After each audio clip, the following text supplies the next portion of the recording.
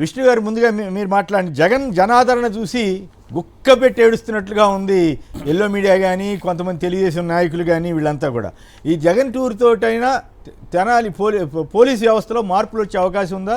లేదు ఇట్లాగే ఎంకరేజ్ చేసి హోంమంత్రులంతా ఎంకరేజ్ చేస్తారు కాబట్టి నిన్న ప్రకాశం గారు ఎస్పీ గారి మాట వింటే నాకు ఆశ్చర్యం వేసింది. ఆయనే అట్రాసిటీస్ కేసు కూడా పెట్టేసే పరిస్థితికి అటువంటి వాళ్ళే వెళితే ఈ దేశం ఈ ప్రజాస్వామ్యం ఎటువైపు వెళ్ళాలనే బాధ మనబోటి వాళ్ళకి కలుగుతూ ఉంటుంది. మూడవది పాయింట్, చంద్రబాబు సర్కార్ వెన్నుపోటు పొడిచిందా లేదా? మరి పండగ అని పవన్ కళ్యాణ్ గారు అంటున్నారు. సో ఈ రెండు అంశాలు కలిపి మాట్లాడండి. జగన్కి జనాదరణ, రెండు వెన్నుపోటు అంశం.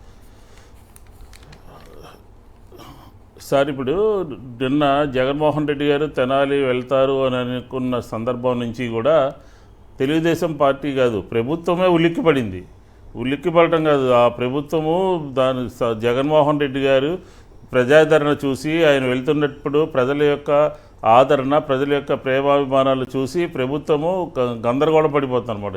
జగన్మోహన్ రెడ్డి గారు ఒక చోటకి ఒక పర్యటనకి వెళ్తున్నారు అనే సందర్భంలో మిర్చి రైతులను పరామర్శించాలన్నా, అనంతపురంలో పర్యటించినా, శ్రీకాకుళంలో పర్యటించినా, అలాగే నిన్న గుంటూరు జిల్లాలో పర్యటించి ఎక్కడికి తిన్నా తండోపతండాలుగా ప్రజలందరూ కూడా వర్గాలకి, మతాలకి, కులాలకి పక్కన పెట్టేసి ఈ ప్రభుత్వం మీద వ్యతిరేకత, ఈ ప్రభుత్వం యొక్క ప్రజా వ్యతిరేక నిర్ణయాల మీద ప్రజలందరూ కూడా జగన్మోహన్ రెడ్డి గారిని చూడటానికి, లేకపోతే పలకరించడానికి, సంఘీభావం తెలియజేయడానికి ఆయన ఏ కార్యక్రమానికి వెళ్తున్నాడో ఆ లక్ష్యానికి తగ్గట్టుగా ప్రజలందరూ కూడా వస్తూ ఉన్నారు. నిన్న జగన్మోహన్ రెడ్డి గారు డే లైట్లో పోలీసులు కర్రలతో, బూట్లతో అక్కడ ఉన్నటువంటి దళిత యువకుల మీద, అలాగే మైనార్టీ యువకుల మీద రోడ్డు మీద కర్రలతో కొట్టారు అనే విషయం మీద మాత్రమే జగన్మోహన్ రెడ్డి గారి పర్యటన అంతా సాగింది. ప్రజల యొక్క హక్కుల గురించి, ప్రజల యొక్క భద్రత గురించి, ప్రజలకు సంబంధించినటువంటి ప్రజల పట్ల ఈ ప్రభుత్వం వ్యవహరిస్తున్నటువంటి తీరు పట్ల రియాక్ట్ అయ్యి ఒక మానవీయ కోణంలో ఆయన నిన్న అక్కడికి వెళ్ళడం జరిగింది. ఈ విషయం తెలుసుకున్న తర్వాత తెలుగుదేశం మీడియా కానీ, తెలుగుదేశం పార్టీ కానీ, ప్రభుత్వం కానీ కింద పడి రోడ్డు మీద పడి కొట్టుకుంటూ ఉన్నారు. ఎందుకనంటే జనంలోకి వెళ్తే ఈ ఇష్యూ, ఎందుకంటే ప్రభుత్వము పరిపాలిస్తుందంటే మొట్టమొదటిమైనటువంటి కార్యక్రమం ఏంటంటే ఆంధ్రప్రదేశ్లో పోలీసులు వ్యవహరిస్తున్నటువంటి తీరు, ఆంధ్రప్రదేశ్లో పోలీసులు ఈ ప్రభుత్వానికి ఏ రకంగా వ్యవహరిస్తున్నారు వారు అనే దాని మీద ఖచ్చితంగా నిన్న జగన్మోహన్ రెడ్డి గారి పర్యటన అక్కడ ఉన్నటువంటి ఆంధ్రప్రదేశ్లో ఉన్నటువంటి పోలీసుల యొక్క తీరుకి అద్దం పడుతుంది అని చెప్పి ఈ సందర్భంగా చెప్పొచ్చు. అది తెలియజేయడం కోసమే, దళితుల హక్కుల కోసం, మైనారిటీల హక్కుల కోసం, ప్రజల యొక్క హక్కుల కోసం, కాపాడడం కోసమే జగన్మోహన్ రెడ్డి గారు వెళ్ళారు. నిన్న ఆయన గురించి, ఆయన రౌడీ షీటర్లని ప్రోత్సహిస్తున్నారని, గంజాయి బ్యాచ్ని ప్రోత్సహిస్తున్నారని, ఇట్లా రకరకాలుగా మీడియాలో సిట్టింగ్లు పెట్టి మాట్లాడిస్తూ, ప్రెస్ కాన్ఫరెన్స్లు పెడుతూ ఒకేసారి నిన్న ఉదయం 9 నుంచి 11 వరకు కూడా తెలుగుదేశానికి సంబంధించినటువంటి మంత్రులందరూ కూడా రోడ్డు మీదకి వచ్చి మాట్లాడేస్తున్నారు. ఏదో తప్పు చేస్తున్నట్టుగా, ఈయన సంఘ వ్యతిరేక శక్తులకు అండగా ఉన్నట్టుగా తయారైపోయింది అనమాట. కాబట్టి జగన్మోహన్ రెడ్డి గారి పర్యటన ఖచ్చితంగా ఆంధ్రప్రదేశ్లో పోలీసులు మారి తీరాలి. మారకపోతే వాళ్ళ పరిస్థితి ఏంటనేది రాబోయే రోజుల్లో క్లియర్గా అర్థమవుతుంది. జగన్మోహన్ రెడ్డి గారు అనేక సార్లు చెప్పారు, మారకపోతే మీ పరిస్థితి మా ప్రభుత్వం వచ్చిన తర్వాత ఏ రకంగా ఉంటుంది. ఇలాంటి పరిస్థితుల్లో వెన్నుపోటు దినోత్సవం అని చెప్పని ఒక కార్యక్రమాన్ని ఇస్తే ప్రజలకు సంబంధించినటువంటి జగన్మోహన్ రెడ్డి గారు వెన్నుపోటు పొడిచారని చెప్పని యనమల రామకృష్ణ గారి దగ్గర నుంచి దొంగ సంతకాలు, నిజమైన సంతకాలు తెలియదు, రకరకాల వ్యాసాలు రాస్తూ రకరకాలుగా ఆయన మీద దాడి చేసేటటువంటి ప్రయత్నం చేస్తున్నారు. జగన్మోహన్ రెడ్డి గారు ఎవరి దగ్గర నుంచి పార్టీని లాక్కోలే, ఆయన సొంతంగా పార్టీ పెట్టి తన తండ్రి గారి ఆశయాల కోసం ముందుకు సాగినటువంటి వ్యక్తి. వెన్నుపోటు ద్వారా ఎందుకు వచ్చింది అసలు ఈ వెన్నుపోటు అని ఆంధ్రప్రదేశ్ ప్రజలకి మనం ఒకసారి చెప్పాల్సినటువంటి అవసరం ఉంది. వెన్నుపోటు ఎందుకు వచ్చిందంటే ఎన్టీ రామారావు గారికి దగ్గర నుంచి పార్టీ లాక్కుని వెన్నుపోటు పొడిచి ఆయన దగ్గర నుంచి అధికారం లాక్కున్నాడు చంద్రబాబు నాయుడు గారు, తెలుగుదేశం. కాబట్టే వెన్నుపోటు అని చెప్పాను. అంటే ఒకరి దగ్గర నుంచి ఒకరు లాక్కున్న బట్టి ఆ కార్యక్రమం వచ్చింది. మేము ఈ రోజుకు వెన్నుపోటు అని ఎందుకు ఇవ్వాల్సి వచ్చిందని అంటే, ఎన్నికలకు ముందు చంద్రబాబు నాయుడు గారు చెప్పినటువంటి మాటలు, జగన్మోహన్ రెడ్డి గారి పథకాల కన్నా ఎక్కువ ఇస్తాము అని, రాబోయే రోజుల్లో కరెంటు ఛార్జీలు తగ్గించమని, రాబోయే రోజుల్లో సూపర్ 6 అమలు చేస్తామని ఎన్నికల్లో గెలిచారు.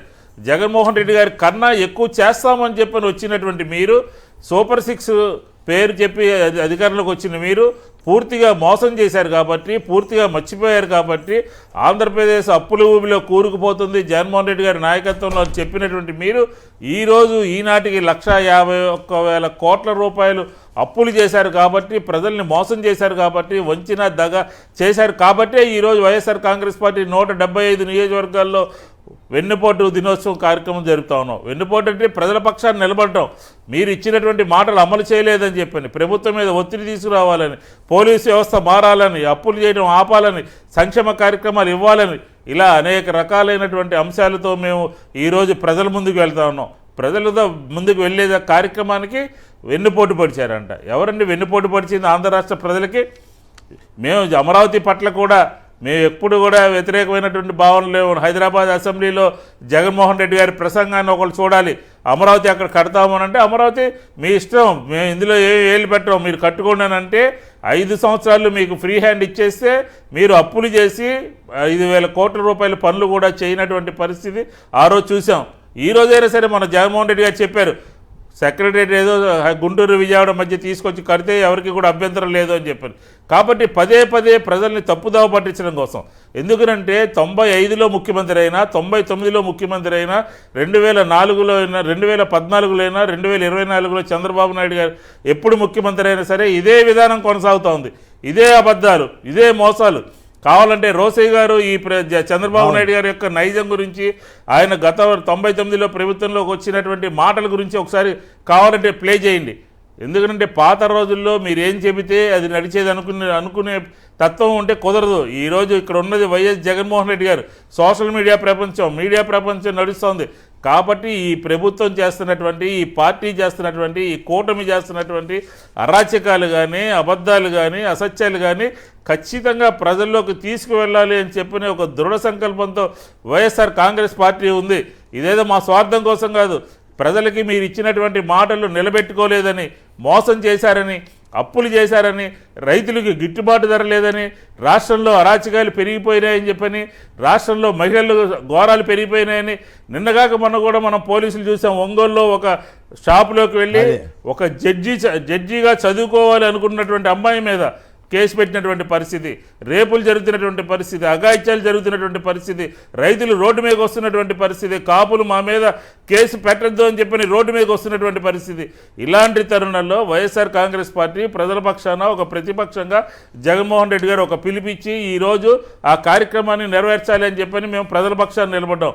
ఎవరైనా సరే జగన్మోహన్ రెడ్డి గారు వెన్నుపోటు పొడిచారు, అలా చెప్పారు, ఇలా చెప్పారంటే అది అంతా కూడా అబద్ధం అని చెప్పని ఈ సందర్భంగా మనం చేస్తూ 175 నియోజకవర్గాల్లో దిగ్విజయంగా ప్రభుత్వ వ్యతిరేకత స్పష్టంగా కనపడే విధంగా ఈరోజు వైఎస్ఆర్ కాంగ్రెస్ పార్టీ వెన్నుపోటు దినోత్సవాన్ని చేస్తున్నామని చెప్పని కూడా ఈ సందర్భంగా చెప్తాను. రైట్. కందుకూరు నుంచి సంధాని గారు నమస్కారం, మాట్లాడండి. నమస్తే సార్. అక్కడ పెద్దలందరూ నమస్కారం సార్. మాట్లాడండి. మన కూటమి ప్రభుత్వం వచ్చి సంవత్సరం అయింది సార్. అవును, సంవత్సరానికి అప్పుడు ఎన్నిపోటు రామారావు గారికి పడిచారు, ఇప్పుడు రాష్ట్ర ప్రజలందరికీ ఎన్నిపోటు పడుతున్నారు సార్. సంవత్సరం నుంచి 6 సూపర్ 6 హామీలు, మరి పవన్ కళ్యాణ్ గారు ఇది పండగ ముగ్గులేసుకోండి అది ఇదని చెప్తున్నారు. ఎవరికి పండగ? సనాతన అయిపోయాయి సార్. ఆయన మాట మీద నిలకడ ఉంటారు సార్. ఆయనతో డిస్కషన్ చేస్తారు. కాదు పండగ అని చెప్తున్నాడు కదా. ఎవరికి పండగ అంటే కూటమి పెద్దలకి, చంద్రబాబు గారు, లోకేష్, పవన్ కళ్యాణ్, ఎల్లో మీడియాకేనా? ఎల్లో మీడియాకి పండగ, ప్రజలందరికీ పండగ అన్నది నా ప్రశ్న. కూటమి ప్రభుత్వానికి పండుగ సార్. వాళ్ళు అదేంటి జేబులు నింపుకుంటున్నారు బాగా, అన్ని నియోజకవర్గాల్లో బాగా నడుస్తుంది. తర్వాత ఈ మన రఘురామరాజు కృష్ణ గారు అది దేశద్రోహం కేసు పెట్టి వాళ్ళకి లోపల కొట్టారో లేదో జనానికి తెలీదు. ఇప్పుడు మాత్రం పబ్లిక్ కి ముగ్గురిని పెట్టి ఓపెన్ గా వీడియో తీసి కొట్టారంటే తప్పు సార్, చాలా తప్పు అది. దానికి వీళ్ళు ప్రభుత్వం మద్దతు ఇస్తుంది. దానికి సోషల్ మీడియాలో రౌడీ షీటర్స్ కి, గంజాయి బ్యాచ్ కి మద్దతుగా జగన్ గారు పర్యటన సార్. అది మన ఒంగోలులో వీరయ్య చౌదరి, అతని మీద కూడా 18 కేసులు ఉన్నాయి. దానికి లోకేష్ గారు, చంద్రబాబు పాడిమోశారు, అనిత గారు వచ్చారు. దానికి సార్ వీరయ్య చౌదరి మీద మర్డర్ కేసు ఉంది 18 కేసులలో. అటువంటి వారిని వీళ్ళు పరామర్శ తప్పు లేదు. జగన్ గారు పరామర్శిస్తే సోషల్ మీడియాలో వైరల్ చేస్తున్నారు. ఇది సార్ జరుగుతున్న ప్రభుత్వం.